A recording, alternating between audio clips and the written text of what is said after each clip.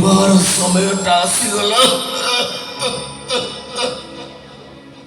ହାରିଗଲି ରେ ସମୟ, ତୋ ନିକଟରେ ମୁଁ ଆଜି ହାରିଗଲି ରେ, ହାରିଗଲି ତୋ ନିକଟରେ।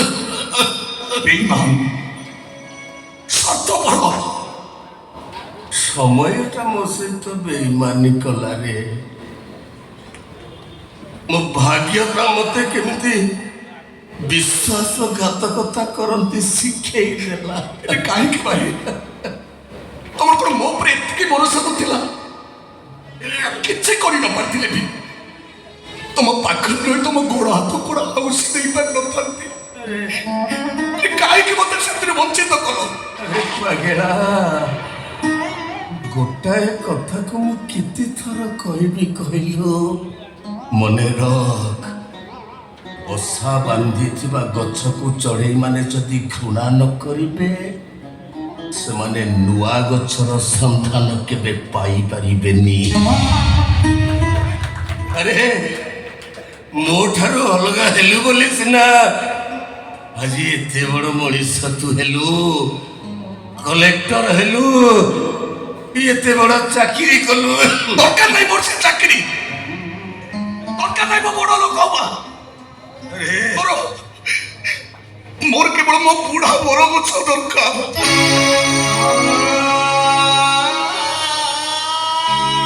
ଯୋଉ ଗଛରେ ପିଲାଟି ଦିନ ଆଜି ପର୍ଯ୍ୟନ୍ତ ଡେଇ ଡେଇ ମୁଁ ବଡ଼ ହେଇଛି, ମୋର କେବଳ ମୋ ଭାଇ ଦରକାର।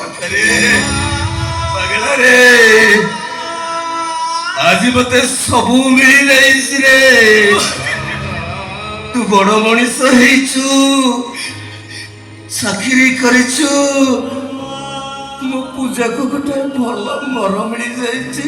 ଆଉ ମୋର କିଛି ଦରକାର ନାହିଁ ରେ। ବହୁତ ଖୁସି ମୁଁ ଅଛି।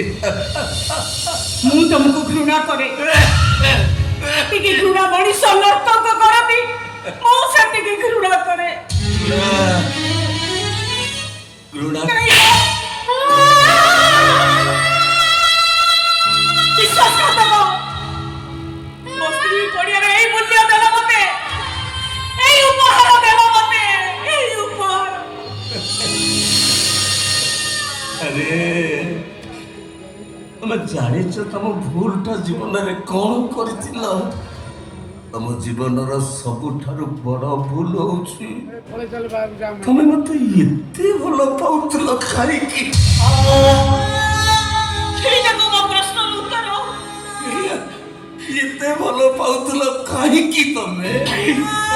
ପିଲାଦିନେ ମୁଁ ଭୁଲ କଲେ ମତେ କାନ୍ଧରେ ଉଠ ବସ କରେଇ ଦଉଥିଲ, ଘରେ ଆଣ୍ଠେଇ ଦଉଥିଲ, ଆଉ ଆଜି ସେମିତି ଭୁଲ କଲି ଓ ସେମିତି ଦଣ୍ଡ ଦେଲନି କାହିଁକି ଭାଇ? କାହିଁକି ସେମିତି ଦଣ୍ଡ ଦେଲନି? କେମିତି ଘୃଣା କରୁଛେ ମୋ ମୁହଁ ବି ଟିକେ ଚାହିଁଲନି ଭାଇ? ନାଇଁ ରେ, ସ୍ୱଚ୍ଛଲ ଉପରେ ଅନ୍ଧ ହେଇ ମୁଁ ଅନ୍ଧୁଣି ହେଇଯାଇଛି। ଆପଣ ମତେ କ୍ଷମା କରିଦିଅନ୍ତୁ ଭାଇ। ଆଉ ତୋର କଣ ଦରକାର? ତୁ ତ ଯାହା ଖୋଜୁଥିଲୁ ପାଇଗଲୁ, ଆଉ ତୋର କଣ ଦରକାର? ଭାଇ ତୁ ଭଲ ହେଇଯିବୁ, ଆମେ ଡକ୍ଟର ସହିତ କଥା ହେଇକି ଆସିଛୁ।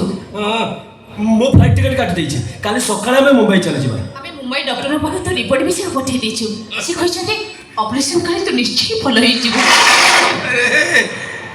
ଗାୟତ୍ରୀ, ଶୁଣିପାରୁଛ ଗାୟତ୍ରୀ? ଶୁଣିପାରୁଛ ତମେ? ମୁଁ ବମ୍ବେ ଯିବି। ତମେ ବମ୍ବେ ଯିବ? ବଡ଼ ଡାକ୍ତରକୁ ଦେଖେଇଲେ ମାନେ ମତେ ମୋର ଅପରେସନ ହବ। ହଁ ଭାଇ, ଭଲ ହେଇଯିବି ମୁଁ। ଆପଣଙ୍କ ପାଇଁ ମନ୍ଦିରରେ ଦୀପ ଲଗେଇ ଦେଇ ଆସିଛି, ଆପଣ ବମ୍ବେ ଗଲେ ଭଲ ହେଇଯିବେ। ଏମାନେ ମୋ ପାଇଁ କେତେ ଚିନ୍ତା କରୁଛନ୍ତି ଦେଖୁଛ ଗାୟତ୍ରୀ, କେତେ ଚିନ୍ତା ଏମାନଙ୍କର। ଆଉ ମୋର କିଛି ଦରକାର ନାହିଁ। ତୁ ଭଲ ହେଇଯିବୁ। ଆମ ଗାଁ ମଞ୍ଚ ପୁଣି ଦୁଲୁକିବ, ମାଇକି ବାଜିବ, ସକାଳୁ ପ୍ରଚାର ଗାଡ଼ି ବାହାରିବ, ଆଉ ପ୍ରଚାର କରିବ ଆଜିର ନାଟକ ହରିଶ୍ଚନ୍ଦ୍ର। ମୁଖ୍ୟ ଭୂମିକାରେ ହରିଶ ଦାସ। ଆଉ ମୁଁ ନାଟକର ଶେଷ ଦୃଶ୍ୟରେ ସେଇ ଗୀତଟା ଗାଇବି। ପିଠା